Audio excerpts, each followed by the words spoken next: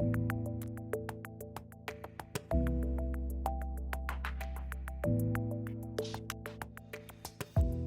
this video, I'm going to show you how to use the PM700E external remote sensor with a DPI610E handheld pressure calibrator. The DPI610E supports the plug-and-play PM700E external pressure sensors. These sensors can be connected to expand the pressure measurement capability of the DPI610E without the need for multiple calibrator units. A typical application use case is to use a PM700E sensor with a lower pressure range than the DPI610E for better accuracy to calibrate a device on the test. This is easy to set up using our comparator adapter.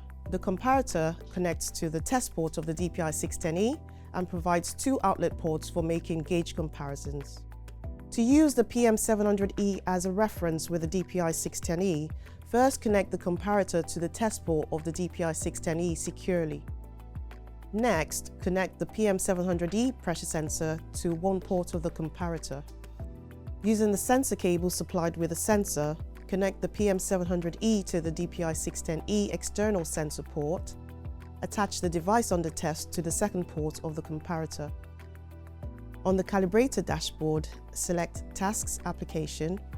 Select P2P task if you want to display both pressure measured by the DPI610E internal sensor as well as the PM700E external sensor. In this instance, the PM700E is used as a reference to calibrate the device on the test. If the device on the test has an electrical output, connect the leads to the electrical sockets on the DPI610E and from the Tasks menu, select P2I or P2V accordingly. If the external pressure function was not initially configured, the default will be the internal pressure on channel 1. This can easily be changed by going into the channel 1 setup.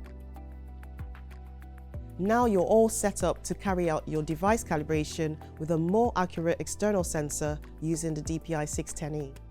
Thank you for watching. To find out more, please visit our website.